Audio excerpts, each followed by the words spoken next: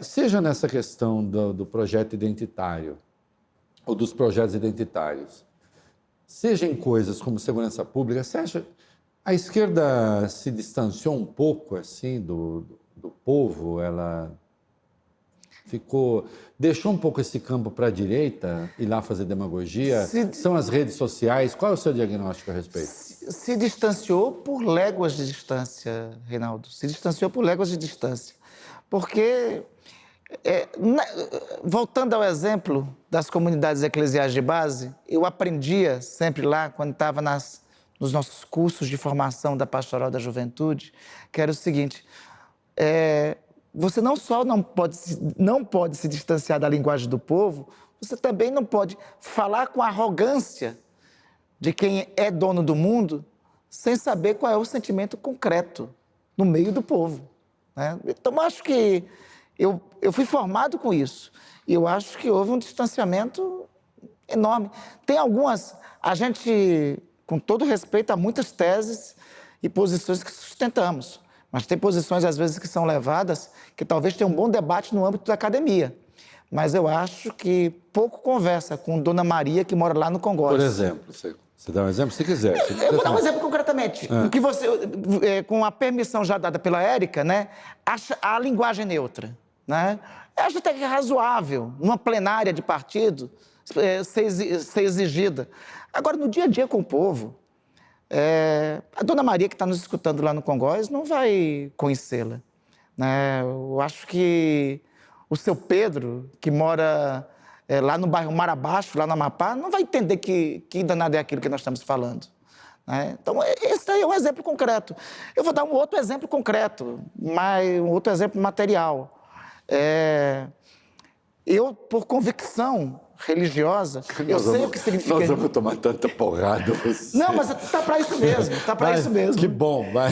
Então, olha, eu, por convicção, vou dar outro exemplo. Eu, por minhas convicções de fé, né, eu tenho uma posição contrária ao aborto. Mas quem sou eu? Isso é uma decisão da mulher, e eu sei que tem uma realidade concreta, existente hoje no Brasil, que são de milhões de mulheres... E cresceu a rejeição, pesquisa da... de milhões de mulheres que se submetem a abortos clandestinos. Isso é uma realidade da saúde pública hoje no Brasil. Mas convenhamos, será que este é o debate para ser travado hoje na sociedade brasileira? Será que esse é o debate central? Posso botar uma outra questão? Será que esse é o debate para ser travado no Supremo? Assim, me permita, assim, eu acho que assim... Tem um pacto que tem que ser construído, Reinaldo e Valfrido, tem um pacto que tem que ser construído entre todos os setores democráticos e entre todas as instituições. Eu acho que essa não era uma agenda que deveria ser trazida para agora, né? Tanto essa agenda, quanto a agenda, por mais legítima que seja a agenda de descriminalização, mas essas não eram agendas... Voltamos ao começo da nossa conversa, aquela categoria da correlação de forças. Nós estamos num período histórico de consolidar a democracia e as conquistas materiais do povo. E com uma dificuldade enorme de comunicar com o povo. Veja, quer uma razão concreta de dificuldade de comunicar com o povo? O governo encaminhou um projeto de lei agora para o Congresso Nacional em relação aos aplicativos, ao Uber. Esse projeto de lei estabelece o direito, mantém a condição de autônomo dos motoristas, mantém a relação dele de autônomo, ele não se torna empregado do Uber, não tem nada disso, e ainda ganha o direito, e ainda conquista o direito à aposentadoria, o direito a férias remuneradas, se tornar empregado. A direita ganhou esse debate, é inacreditável. É incrível, eu ouvi falar que iria ter uma mobilização nacional dos motoristas de aplicativo contra o projeto. O projeto que garante direitos a ele e não retira 1 milímetro dos status. A que se dar isso? É porque tem um nível de debate aí, na plotosfera, na globosfera, seja lá como se chama, na esgotosfera, que a gente que não tem como ganhar, né? Voltamos, Valfrido, ao que você colocou aí, né? Se conseguem negar os responsáveis pela morte de Marielle Anderson, se conseguem negar a existência de vírus numa pandemia, tudo é possível. Então tem um nível de debate, eu acho que tem uma reflexão que todo o campo democrático tem que fazer, não é só a esquerda, não, é todo o campo democrático tem que fazer, todo o campo democrático institucional, os poderes aí constituídos, sobre qual é a agenda que nós temos que enfrentar. E eu reitero, se nós não focarmos na condição material da existência dos brasileiros e melhorar essa condição material da existência, gerando emprego, colocando comida na mesa, fazendo o país crescer, nós vamos perder esse debate. Qualquer outra coisa fora disso, tira o foco do debate. Ô, Randolfo, o Paul Krugman escreveu um artigo outro dia no New York Times, disse, olha só, nós estamos chegando nos Estados Unidos ao mais baixo desemprego em 50 anos. Em 50 anos, o mais baixo desemprego, com a inflação sob controle. E aí ele citou 2 pesquisas que perguntavam assim, você acha que a economia americana está indo bem? Dava quase 65% dizendo, não, está indo pessimamente. A última Datafolha fala a mesma coisa, né? E a sua economia? E você? Não, eu estou indo bem. Mais de 60%. Ou seja, não, eu estou indo bem, mais de 60%, está melhor, tá ótimo. Agora, a economia americana não, está 65% ruim. Então, você tem plasmou-se uma realidade paralela. Uma esquizofrenia. Em que a economia americana estaria indo mal, com o Trump liderando esse negócio, e o cara dizendo, mas eu estou bem. Não é uma loucura. E nós temos a mesma coisa E aqui. agora nós temos, assim, até o mercado financeiro, né? Outro dia saiu a pesquisa da Quest, Haddad é maravilhoso, mas mais de Lula 50%, não. Mas o Lula é péssimo. O Lula só é bom para 6%, mas o Haddad já é bom para 50%. Como se o Haddad existisse... Sem a existência de Lula. Independentemente de Lula, etc. Então você tem Isso me lembra troço... de cliente que não quer pagar honorário. Fala que os meus sócios são bons, mas eu sou mais ou menos. Vamos deixar o espaço para o advogado, tadinho, reclamar. Vai, reclama, meu filho, como é que é Parece isso. O cliente fala assim, olha, eu não gosto muito de você, mas o trabalho desse escritório é muito bom. Tá. Pensa que é fácil? Então, seu honorário, se eu não gosto de você, seu honorário não vou pagar. É isso, né? É mais ou menos isso. Então, assim, mais ou menos isso. A gente tem isso.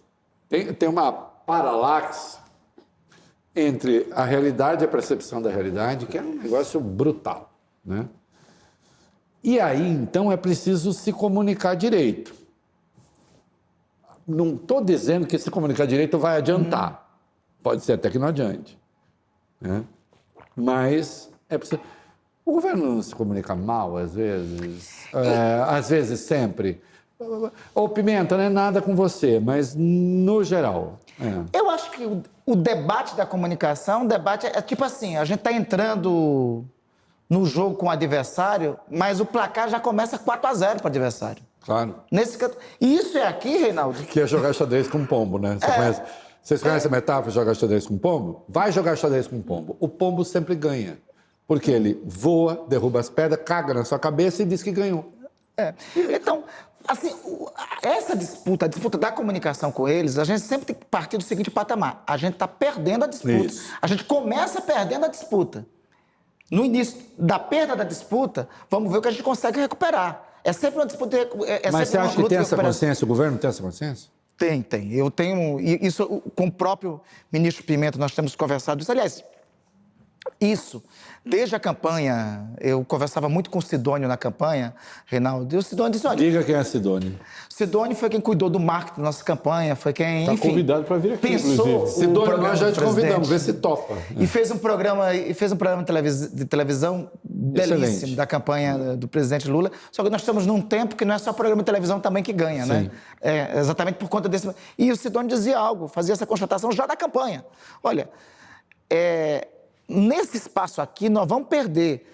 Bora ver se a gente perde pouco, né? É tipo o seguinte, vamos ver se a gente ganha nesses outros aspectos. A gente tem um grande jogador, que é o Lula, nós temos o Pelé aqui, entendeu? Bora tentar, nesse campo aqui, bora perder de pouco, para na soma dos resultados a gente ganhar. Mas isso é aqui no Brasil, você está dando o exemplo dos Estados Unidos. Eu vou dar outro...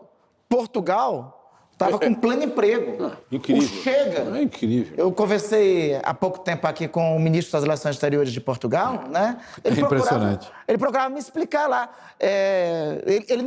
Ele parte do mesmo diagnóstico. Olha, batalha na comunicação não adianta. Por mais que a gente fale alguma coisa, as pessoas não acreditam, né? Aí eles elegem o Chega com um discurso anti-imigrante, que o vice-presidente do partido é um negro brasileiro, né, que foi eleito lutador de luta livre, né, Isso. que foi eleito deputado pelo Porto. Né? Com a ajuda do Ministério Público, que derrubou um primeiro-ministro com base numa... Com a ajuda- num nome falso. Num nome falso. Nome falso. Aliás, no caso de Portugal, Era Então, o o homônimo. sistema de justiça o Antônio português- Costa não era aquele. O sistema de justiça Antônio português, Costa, né? Antônio Costa, tem muito a explicar. Nesse caso aí, Valfrido, até o seguinte, né? Mais uma vez se repete uma situação parecida com o que nós vivemos aqui no Brasil. Lavajatismo. Primeiro lawfare. como farsa, lá como tragédia. Lá, Desculpa, já não perco o fio, mas o Antônio Costa não tinha nada que ter renunciado também. Porque ficou evidente que não era ele. E sabe que assim como Marcelo Rebelo, presidente, não deveria ter marcado novas eleições. e sabe que hoje existe, inclusive, uma autocrítica do Partido Socialista sobre isso. Sim. Né? Aí é As pessoas, brutal. inclusive, que eu converso do Partido Claro. Socialista português, dizem que foi uma precipitação. Fizemos uma besteira. Total. Uma Né? asneira. Os dois. Os dois. Ainda bem lá que construíram uma cláusula lá de proteção. Nós vamos ter lá um governo que tende a ser instável, porque o governo da AD, né, da Aliança Democrática, que está o PSD e o outro partido, vai ter uma maioria no parlamento de 1 ou 2 votos, né? Daqui a pouco pode Bem ser dissolvido. pequititivo. Daqui a pouco vai ser dissolvido. Mas por uma razão nobre. Não aceitar Não, a o proposição Chega. com o Chega. Né? Dito isso sobre a realidade portuguesa, mas isso é realidade em toda a Europa. Né? Sim. Com esse, falseando as verdades, a Holanda vai eleger o mais.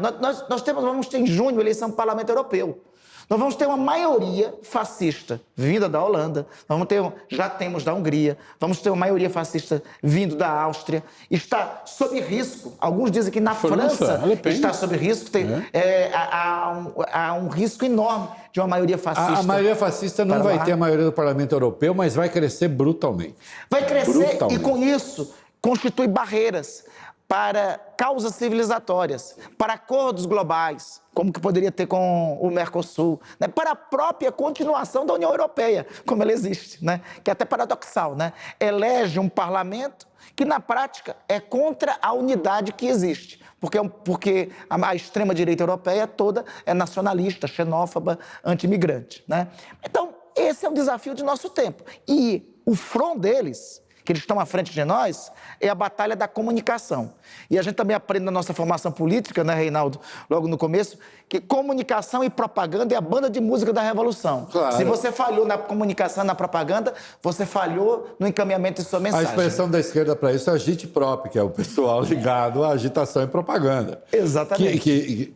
Que a esquerda sempre soube fazer muito bem, mas Com nas redes maestria. sociais perdeu a mão. Não, com o advento de redes sociais. Na atualidade, essa batalha, não somente a esquerda, mas os democratas do mundo estão perdendo, e eu acho que nós vamos ter um ciclo de perdas. Nós temos que buscar ganhar em outros campos, como foi feito na campanha, para compensar a vitória. Até porque é uma tecnologia inventada pela direita alternativa. O Cambridge Analytica é uma Sim. tecnologia, quer Sim. dizer, gera uma tecnologia inventada pela direita alternativa. E a direita tem uma facilidade aí, eu costumo... É sempre muito apavorante, né? Já conversamos aqui outras vezes com as pessoas. Se você pensar que para cada resposta certa existem infinitas respostas erradas, dá vontade de você ficar embaixo da cama e não sair de lá nunca mais. Porque se isso é verdade na ciência exata, você imagina a ciência humana. Você imagina nas ciências humanas.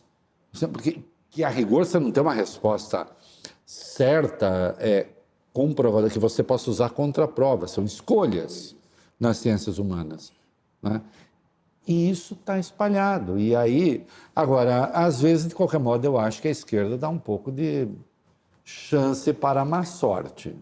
E eu acho que a chance que dá é por uma análise, um diagnóstico errado da realidade e um pouco de arrogância característica da esquerda, porque, convenhamos, nós temos uma formação virtuosa da esquerda brasileira. Eu regozijo ter vindo das comunidades de base, mas, enfim, nós temos também uma herança muito arrogante de formação distanciada. Querido, que vem do marxismo. Vem do marxismo. Quando você cria as categorias consciência em si, consciência para si, quer dizer, a consciência em si é a consciência ruim, que todo mundo tem. A para si já é aquela consciência Elevada. realmente elevada, revolucionária. Você criou essa categoria, pronto. Você diz assim, Você você se não é um distanciou da verdadeiro, realidade. você não é verdadeiramente consciente. É. E agora eu vou te dizer quem você é. A hora que você participa. Que é o brilhantismo do Lula, que se distanciou dessa arrogância, né? Que graças, eu reitero Ele só sempre existe várias por causa vezes. disso. Graças a Deus nós temos Lula, e eu disse uma vez isso para ele, e eu sempre reitero, parodiando Carl Sagan, né? Eu agradeço viver no mesmo tempo, na mesma época, no mesmo país, no mesmo planeta, Luiz Inácio Lula da Silva. Porque sem a existência desse ser e com toda a carga histórica que ele tem, nós não teríamos escapado em 2022.